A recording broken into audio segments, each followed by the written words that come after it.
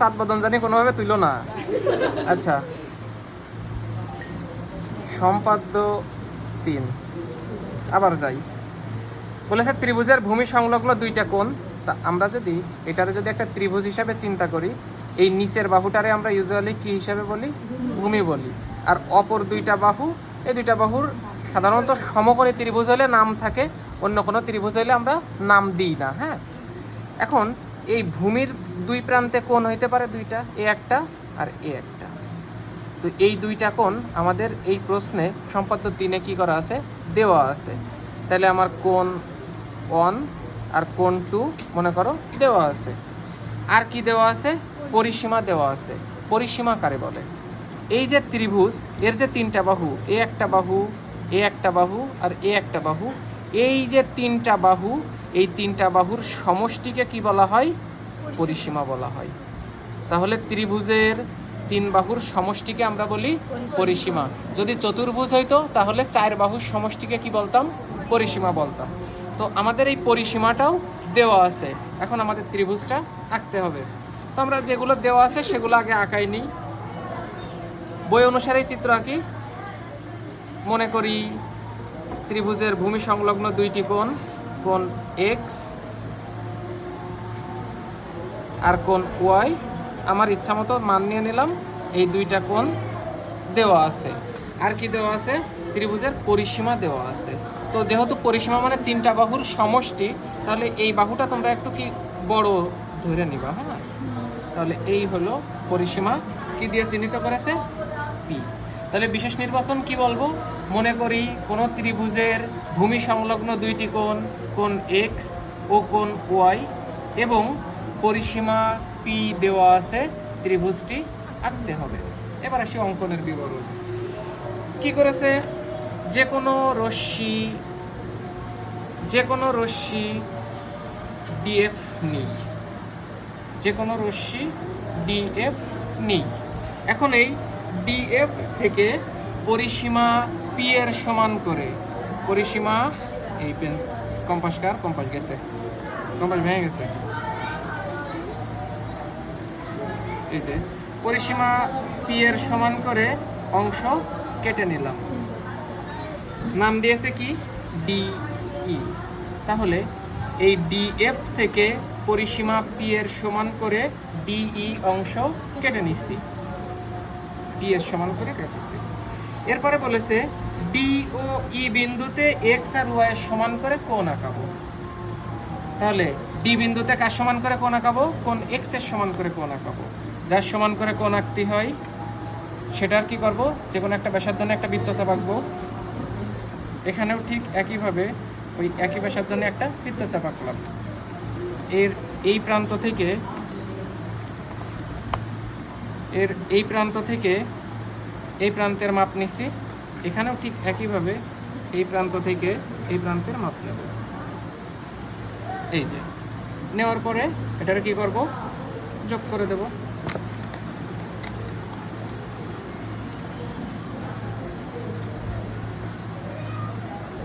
তাহলে এটা হলো কার সমান করে? কোণ এক্স এর সমান করে। এখন আমাদের আবার কি ই বিন্দুতে কোণ ওয়াই এর সমান করে কোণ আঁকতে হবে। তাহলে কিভাবে আঁকবো? যার সমান করে আঁকবো, যে কোনো ব্যাসার্ধ নিয়ে তার একটা বৃত্তচাপ আঁকাই নিলাম। ঠিক একইভাবে এখানেও ওই একই ব্যাসার্ধ নিয়ে বৃত্তচাপ আঁকালাম। এই প্রান্ত থেকে ওই প্রান্তের মাপ নিলাম। এখানে ওই প্রান্ত থেকে প্রান্তের মাপ নিলাম। ঠিক আছে, এখন আমাদের কাজ কি? এই প্রান্ত থেকে এই প্রান্তরে যোগ করে দেওয়া। এ পর্যন্ত বুঝো নাই এমন কেউ আসো? আচ্ছা, তাহলে আমরা এই যে কোণটা আঁকিলাম ডি বিন্দুতে, এই কার সমান করে আঁকিছি? কোণ এক্স এর সমান করে। এর নাম দিয়েছে কি আমাদের বইতে? দেখো, কোণ এক্স এর সমান করে ই ডি এল আঁকি বলেছে। তাহলে এই যে ই ডি মাঝখানে, তাই ডি বিন্দুতে কোণ উৎপন্ন হয়েছে। ই ডি, এই প্রান্তের নাম দেবো কি? এল। ওকে, ফাইন। আবার বলেছে ই বিন্দুতে যে কোণটা আঁকবো তা কার সমান করে? ওয়াই এর সমান করে। তার মানে এই কোণটা হইল আমার কোণ ওয়াই এর সমান করে। এই কোণের নাম হচ্ছে ডিইএম।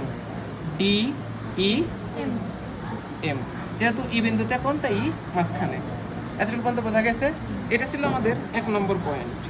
এরপরে বলেছে কোণ দুইটাকে সমদ্বিখণ্ডিত করার কথা বলেছে। কোণ দুইটা কোণকে সমদ্বিখণ্ডিত করতে বলেছে। এই যে এ একটা কোণ আর এ একটা কোণ, এই দুটো কোণকে সমদ্বিখণ্ডিত মানে দুই খণ্ডে সমান ভাগে ভাগ করবা। নিয়ম কি? নিয়ম হলো এই যে এইটা যখন ভাগ করব এর অর্ধেকের বেশি মানে এই যে বৃত্তচাপ এই সম্পূর্ণ হচ্ছে এই, কিন্তু এর থেকে একটু ছোট নেব, নিয়ে এই পাশে একটা বৃত্তচাপ আঁকবো, একই মাপ নিয়ে এই পাশে আরেকটা বৃত্তচাপ আঁকবো। এই দুইটা বৃত্তচাপ পরস্পর যে বিন্দুতে ছেদ করলো সেই বিন্দুর থেকে এটা এইভাবে করে টেনে দিলে দেখো এই যে কোণ ছিল পুরো এইটা এখন দুটো কোণ হয়ে গেল না, এ একটা কোণ আর এ একটা কোণ, এই আগের কোণটা এই সমান দুই ভাগে ভাগ হয়ে গেল। হ্যাঁ আবার বলবো? আচ্ছা এখানে আবার ভাগ করছি, এটা দেখলে বুঝতে পারবা। আমাদের বইতে আরো বলে দিয়েছে এই ওয়াই রে, ওয়াই কোণ কোনটা, এইটা হচ্ছে সেই ওয়াই কোণ, এরও দুই ভাগে ভাগ করার কথা বলেছে। তো নিয়ম কি? এর অর্ধেকের বেশি ব্যাসার্ধ নিলাম, নিয়ে এদিকে একটা বৃত্তচাপ, আবার ঠিক একইভাবে ওই মাথার থেকেও আরেকটা বৃত্তচাপ আঁকলাম। বৃত্তচাপ দুটো পরস্পর যে বিন্দুতে ছেদ করলো সেখান থেকে আমি এইটারে যোগ করে দেব। বইতে নাম বলে দিয়েছে দেখো, এই যে এক্স কোণের সমদ্বিখণ্ডিত করেছে যে তার নাম বলে দিয়েছে ডিজি, তাহলে এই মাথা যদি ডি হয় এই মাথা কি হবে? জি।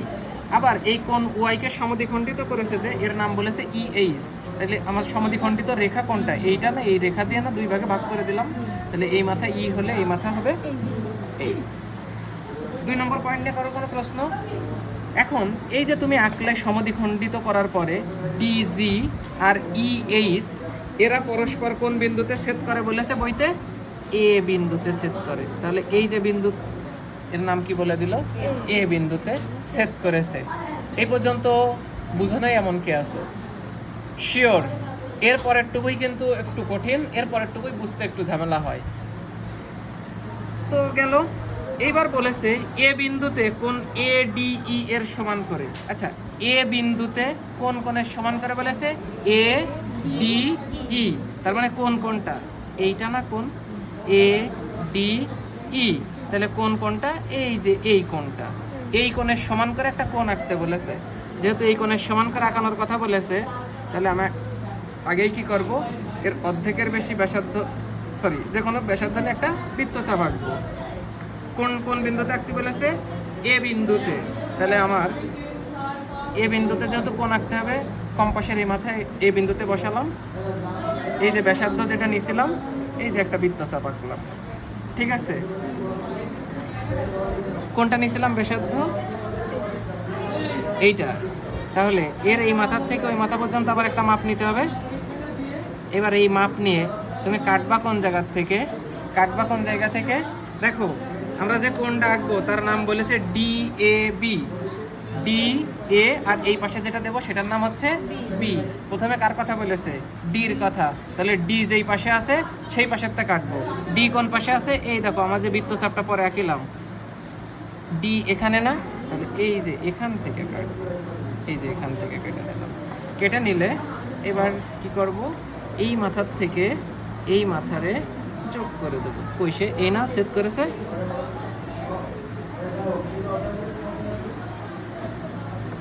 তাহলে এই কোণের সমান করে এই জায়গায় কোণ আঁকালাম। আবার একইভাবে এই কোণের সমান করে এখানে আর একটা কোণ আঁকাতে হবে। নিয়ম কি?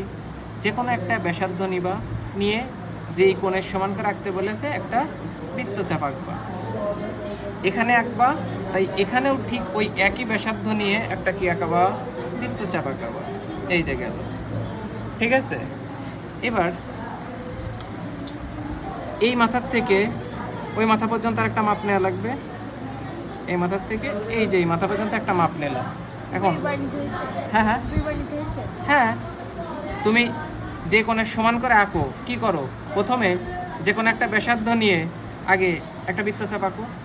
এখানে তুমি যেহেতু আঁকবা সেহেতু এখানে সেই একই ব্যাসার্ধ নিয়ে একটা বৃত্তচাপ এঁকে নিলে। এবার যেহেতু এই কোণটা সমান করে আঁকবা, তাহলে এর এই মাথার থেকে ওই মাথার কি নিতে হবে? আর একটা মাপ নিতে হবে। মাপ নিতে হবে, নিয়ে তুমি যে ব্যাসার্ধটা আঁকিলে এই ছিল না, এইটার যেমন এই রেখার থেকে ধরে নিয়ে কাটিলে এটারও কোন রেখার থেকে ধরে নিয়ে কাটবা? এই রেখার থেকে ধরে নিয়ে কাটবা। তাহলে এই যে আমার সেই বৃত্তচাপ কই, এই যে কাটবো কোন জায়গার থেকে, এই যে এখান থেকে। এবার যোগ করে দেব কোনটার থেকে, এর থেকে ওটা যোগ করে দেব, এই যে এর থেকে যোগ করে দিলাম। এ কি করে এই জায়গাতে আবার বুঝবো, রাবার দাও।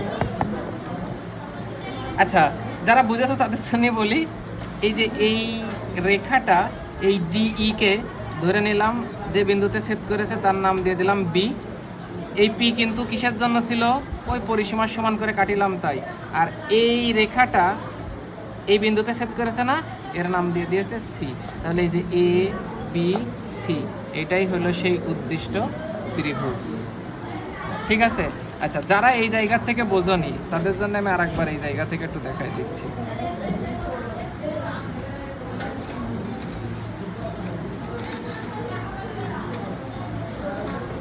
দেখো, সবার প্রথমে যে কোনো একটা রশ্মি নিয়েছিলাম, পির সমান করে তার থেকে কেটে নিয়েছিলাম। নেওয়ার পরে এই বিন্দুতে এই এক্স এর সমান করে একটা কোণ আঁকিছি, আর এই বিন্দুতে ওয়াই এর সমান করে একটা কোণ আঁকিছি। আচ্ছা, এইবার এই যে কোণ আঁকলাম এক্স এর সমান করে, এই কোণ রে সমান দুই ভাগে ভাগ করেছি। কি রেখার সাহায্যে, ডিজি রেখার সাহায্যে। আবার এই যে কোণ ওয়াই আঁকছিলাম তারে আবার সমান দুই ভাগে ভাগ করেছি। কি রেখার সাহায্যে, ইএইচ রেখার সাহায্যে। এই ইএইচ আর এই ডিজি রেখা পরস্পর যে বিন্দুতে ছেদ করেছে সেই বিন্দুকে চিহ্নিত করেছি কি দিয়ে, এ দিয়ে চিহ্নিত করেছি। এখন আমাদের উদ্দেশ্য এই জায়গার এই কোণের সমান করে এখানে একটা কোণ আঁকানো, আর এই জায়গার এই কোণের সমান করে এখানে একটা কোণ আঁকানো।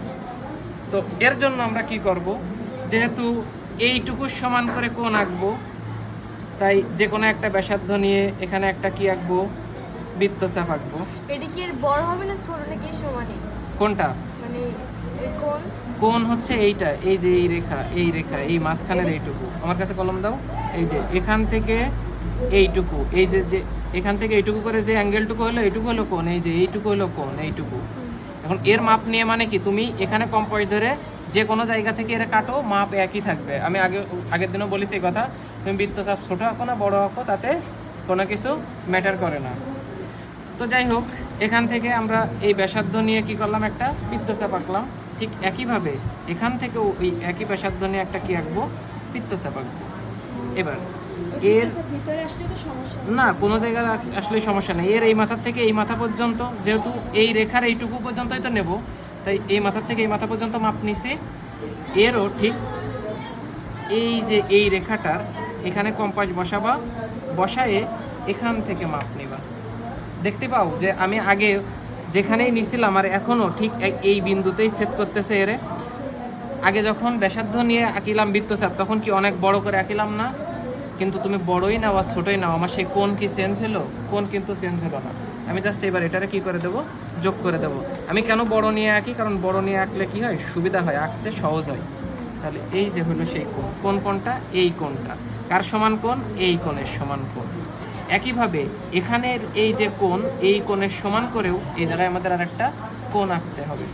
তো যেহেতু এই কোণের সমান করে কোণ আঁকবো, আমি এই যে মাপ নিয়ে একটা যে কোনো ব্যাসার্ধ নিয়ে একটা বৃত্তচাপ আঁকলাম।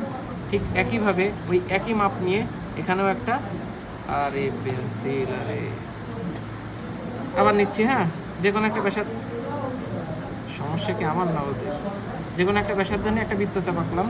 ঠিক একইভাবে ওই মাপ নিয়ে এখানে একটা বৃত্তচাপ আঁকলাম। কোনটা ছিল সে বৃত্তচাপ, এইটা। এবার আমি এই মাথার থেকে এই মাথা পর্যন্ত মাপ নিলাম। এই যে দেখেছো ছোটো হয়ে গেছে বলে কত ঝামেলা হচ্ছে এখন এই মাপ নেওয়া নিয়ে, এই কারণে আমি বড় বড় করে রাখতেছিলাম। এই মাপ নিলাম। ঠিক একইভাবে আগেরটা যেরকম এই রেখার কম্পাস বসায় কাটিছি, এখন কোন রেখায় কম্পাস বসায় কাটবো, এই রেখাটাই কম্পাস বসায়, এই যে এই রেখাটাই।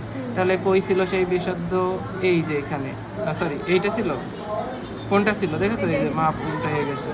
এই যে কাটলে দেখেছো যে পেন্সিল যে এই দাগেই পড়তেছে, বোঝা যাচ্ছে। তাহলে আমি যদি এবার এই যোগ করে দিই, এই যে যোগ করে দিই, দেখো তো আগের রেখাটাই পাইলাম না। তাহলে আমি কোণ ছোট করে নিয়ে, মানে এই কম্পাস ছোট করে নিয়েই করি আর বড় করে নিয়েই করি, কোণ সেমই থাকে।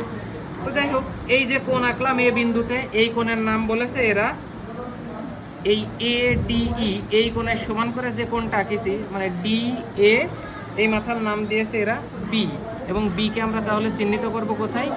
এখানে, ঠিক আছে।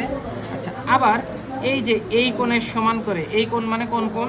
আমাদের বই অনুসারে AED, এই কোণের সমান করে যে কোণটা আঁকলাম, এই যে কোণটা আঁকলাম তার নাম বলেছে এরা EAC, তার মানে আমি এই মাথার নাম দেব কি? সি। তাহলে এই যে ABC উভয় হলো আমাদের সেই উদ্দিষ্ট ত্রিভুজ। তাহলে অ্যাকচুয়াল ত্রিভুজ হচ্ছে এইটা। এবার আমার কথা বিশ্বাস না করলে এখান থেকে এই মাপ নিয়ে এদের থেকে কেটে দেখতে পারো পরিসীমা ঠিক কি, এখানকার এই তিনটের মান আর ওখানকার ওইটার মান কি হয়ে যাবে? একদম সমান হয়ে যাবে। এই হচ্ছে জ্যামিতি।